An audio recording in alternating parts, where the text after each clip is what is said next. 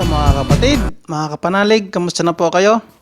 Lalong-lalo na sa mga pro-ABS-CBN, sa mga tumututol po sa pagsara ng ABS-CBN, na kita po natin yung unang pagdinig sa Kongreso na ilahad po ni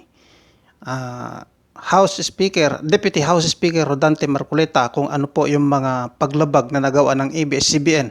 Kung ano po yung nasa isip nyo, tama lang ba na ipasara ang ABS-CBN? Ito po at ating tunghayan, yung mga inisiisa ni Deputy Speaker. Panoorin po natin. Salamat. Violation of the Constitution. Number 1, franchise is longer than 50 years. Hindi na po dapat payagan itong pagre-renew ng prangkisa ng ABS-CBN. Dapat na pong isara ang pinto para sa kanila. Bakit po? Because the ABS-CBN has been using the airwaves for more than 50 years. 53 years today, to be exact. Our Constitution says that Congress can grant a franchise of up to 50 years only. Taong 1957, nang makuha ni Don Eugenio Lopez Sr., may-ari ng Chronicle Broadcasting Network o CBN, ang Alto Broadcasting System o ABS. Simula po noong 1967 ay naging ABS-CBN na po ang tawag dito dahil sa merger ng ABS at CBN. Kung susumahin po natin ang prangkisa nito simula noong 1967, ay 53 taon na po itong gumagamit ng airwaves magpahanggang ngayon. 63 years naman po kung susumahin natin mula po ng pagkakakuha ng CBN sa ABS noong 1957. The Committee on Legislative Franchises should not allow itself to be used by ABS-CBN to again circumvent the Constitution and violate the categorical 50-year limitation imposed on franchises. Hindi na po dapat buhayin muli ng Kongreso ang prangkisa ng ABS-CBN sapagkat ayon po sa ating saligang batas, ang buhay ng prangkisa ay hindi dapat lumampas ng 50 taon. EDSA Revolution. Siguro po may mga ngatwiran at sasabihin ng ganito. Isinara naman ng martial law ang ABS-CBN. Di po ba? Dapat huwag bilangin ang panahon na yon. Tanggapin po natin sandali na isinara nga ang ABS-CBN simula Setyembre 23, 1972, pagkatapos na ideklara ang martial law. Pero hindi po ba nagbukas din ito agad matapos na ito ay mabawing muli ng pamilya Lopez nung EDSA Revolution? Hindi ba't kulang-kulang 13 taon din po ang namagitan na panahon? So let's assume that we subtract 13 years from the 63 years that ABS-CBN has been in operation starting 1957 when CBN acquired ABS.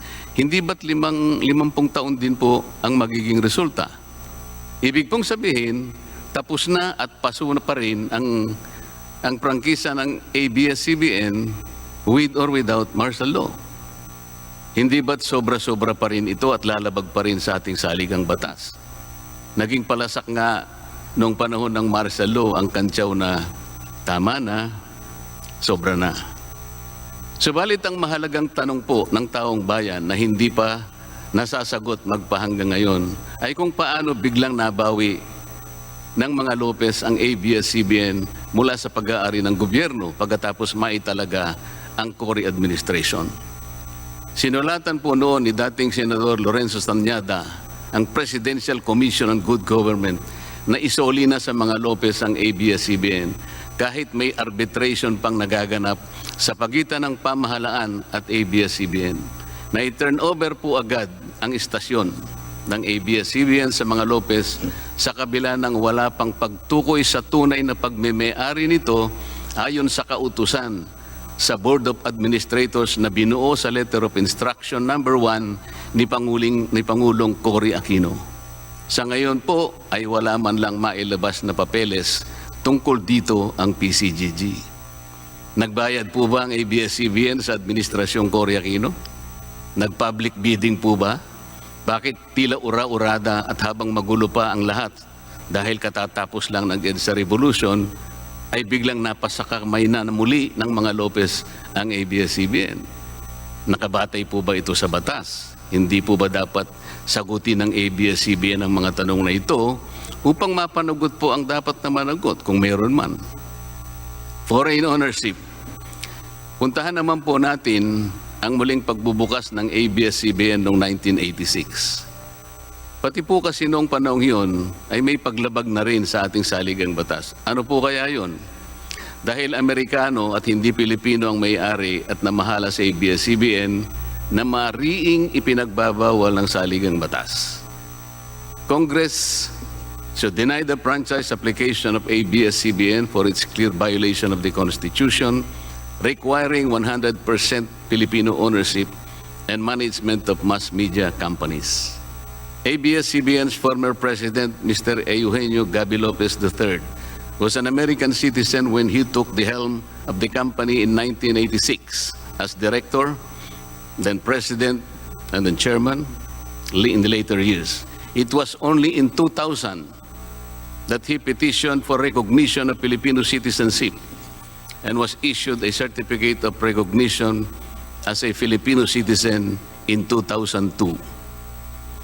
At kahit sabihin po nating wala na ngayon sa management ng ABS-CBN si Ginoong Gabi Lopez, nagpatuloy pa rin ba sa paglabag sa saligang batas ang ABS-CBN? Opo. Dahil magpahanggang ngayon ay nagbebenta pa po sila sa mga banyaga, mga hindi Pilipino, ng pag-aari o ownership rights ng ABS-CBN. Through an intricate web of corporate layering, ABS-CBN lets non-Filipinos to own its common shares through the issuance of Philippine Depositary Receipts o PDRs. In September 1999, the ABS-CBN Holdings Corporation offered 132 million Philippine Depositary Receipts underlying the 132 million common shares of ABS-CBN.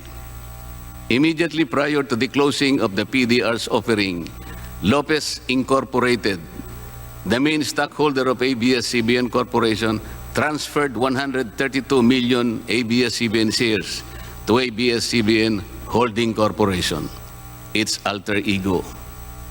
With the many rights afforded to the holders of these PDRs, most of whom, if not all, are foreigners, ABS-CBN Corporation virtually allowed these foreign holders beneficial ownership and potential voting rights. This is a circumvention of the strict foreign equity restriction imposed by the Constitution on mass media companies.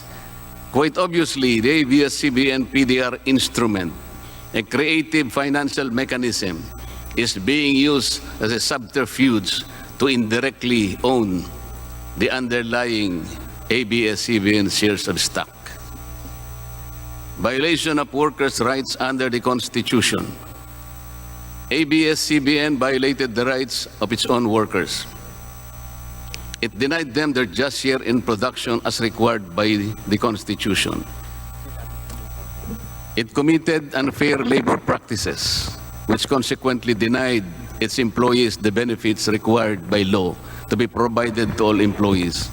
Isang halimbawa po dito ay ang asunto na isinampa ng halos 100 o mahigit sa 100 manggagawa ng ABS-CBN sa National Labor Relations Commission o NLRC dahil sa pagtanggal sa kanila dahil sila raw ay mga talents lamang at hindi mga regular na empleyado. Nanalo po ang mga manggagawa sa NLRC at maging sa Court of Appeals. Bakit hindi na lang nila sinunod ang hatol at umapila pa ang ABS-CBN sa Korte Suprema? Ito ba yung sinasabi po kanina sa opening salvo na ang pagmamahal sa kanilang kapamilya ay ganun na lamang? Mali naman po yata na sabihin ng ABS-CBN na lampas sa 11,000 ang mga empleyado nito dahil kung ito po ay masusi nating iimbestigahan, may 2,661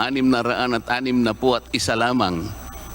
2,661 ang mga regular na empleyado nito. Ang karamihan po o mahigit na 8,500 na kawani ng ABS-CBN ay tinagurian nilang independent contractors or talents, project workers at contractuals lamang kahit na pang-regular na empleyo ang trabaho nila. Ayon po sa ating labor code, kapag pang-regular ang tungkulin ng isang manggagawa, dapat siyang gawing regular employee. Hindi dapat contractual.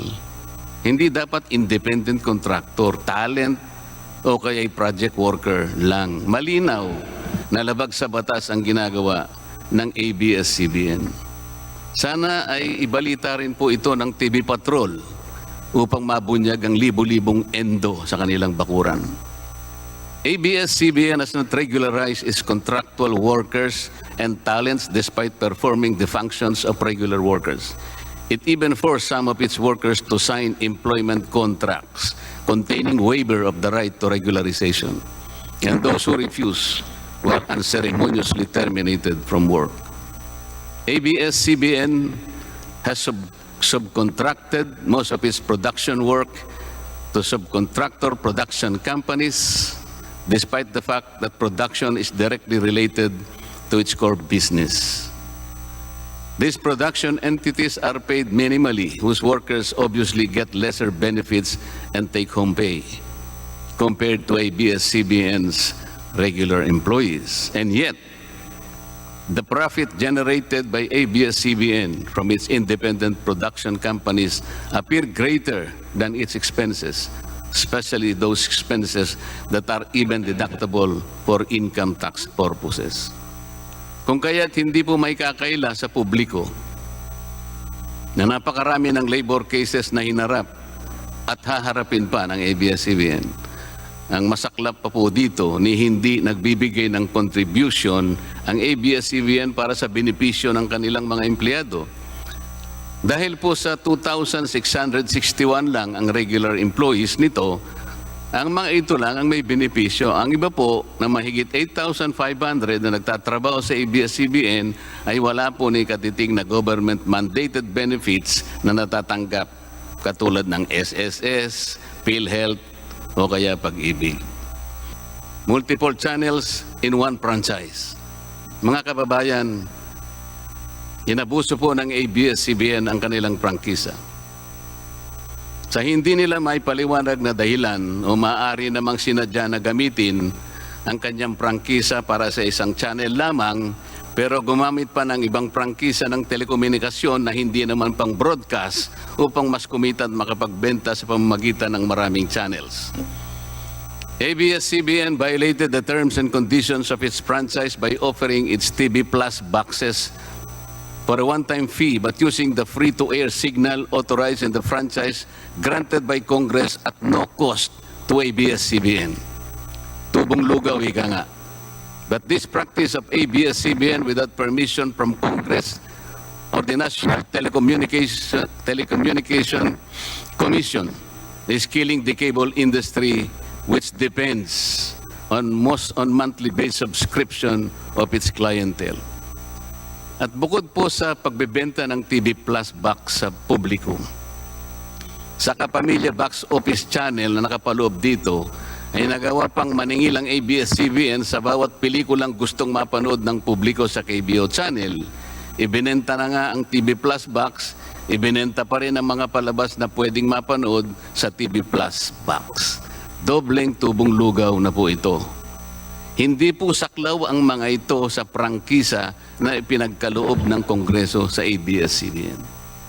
ABS-CBN, contrary to the terms and conditions of its franchise, operated this pay-per-view channel, otherwise known as the Kapamilya Box Office or KBO, without a valid permit from the NTC. And despite NTC's order to refrain from operating a PPB until the issuance of an appropriate guideline for the same, ABS-CBN continued its operation until the expiration of its franchise on May 4, 2020. Tax evasion. ABS-CBN also violated the terms and conditions of its franchise by engaging in tax avoidance schemes, which deprived the government of the much-needed revenue. It used its wholly owned subsidiary Big Dipper Digital Content and Design Inc., a PESA-registered company, as Tax Shield. Its main customer is ABS-CBN Hungary. And because of this unconscionable tax avoidance scheme, ABS-CBN alleged effective tax rate in 2018 was at negative 5%. This means that ABS-CBN managed to avoid paying taxes in 2018. Bakit po ang GMA7 na hindi naman kasing laki o kasing yaman ng ABS-CBN ay nakapagbayad ng buwis sa pamahalaan ng 1.6 billion pesos noong 2018? Samantalang ang malaalamat na ABS-CBN ay walang binayarang buwis. Bakit naman nakalibre ang ABS-CBN noong 2018 sa negative income tax nila na 84 million? Ibig sabihin po nito ay may tax credit pa ang ABS-CBN at ang gobyerno pa ang lumalabas na may utang dito. Wala pong pagkakaiba ito, mga kababayan. Sa isang taong nangutang sa tindahan, binigyan pa ito ng sukli. In 2019, ABS-CBN again did not pay its rightful taxes. It avoided this by entering into compromise agreement with the Bureau of Internal Revenue, with the latter accepting the settlement of 152 million pesos plus from ABS-CBN, equivalent to only 40% of its assessed deficiency in income tax, value-added tax, and documentary stamp tax payments. But this is only one among the 4 other cases lodged by the BIR at the Court of Tax Appeals, all of which were also settled by compromise. Bakit po ganun? Hindi po ba nando sa prangkisa ng ABS-CBN na babayaran nila lahat ng rightful taxes? Kinakailangan po bang sila ay habla pa ng BIR bago sila mapilitang makapagbayad lamang kahit settlement lamang? Ang linaw po ng kanilang prangkisa na babayaran lahat ang kaukulang buwis. Bakit kailangan pong sila ihabla at idemanda pa ng BIR para lamang sila ay makapagbayad? There are also allegations to date that ABS-CBN's Lingkod Kapamilya Foundation, ALKFI, is being used as ABS-CBN as tax shield, and that ALKFI also failed to file donor's tax return and pay the donor's tax. Ito po ang mas nakalulungkot dito, mga kababayan. Kapag politiko o government official ang nagkawang gawa, epal ang tawag dito ng ABS-CBN. Kahit mula pa sa sariling bulsa ng politiko ang pinanggalingan ito. Pero kapag ito ay galing sa lingkod kapamilya, puro pangalan ng ABS-CBN ang kanilang pinangangalandakan, katulad po ng nakita natin ngayon. Alam naman natin na galing naman sa lahat, sa mga donors ang pondo na ginamit nila. Meron po kayang nanggaling sa yaman ng ABS-CBN. Di baling ang pantulong ng ABS-CBN ay galing sa donasyon ng ibang tao. Di baling ang perang pantulong ay mula sa tax avoidance ng kumpanya. Ang mahalaga ay mapalabas nila sa pamamagitan ng sa mamamayan, katulad po ng nakita natin ngayon na napakabuti at napakabait ng ABS-CBN. Kami po ay naniniwala na unti-unti na pong nabubuksan ang katotohanan sa ating mga mamamayan. Hindi po ba mas maganda at katanggap-tanggap na tumulong sa kapwa ng walang nalalabag na batas at buong sikap pang nasusunod ang prangkisa?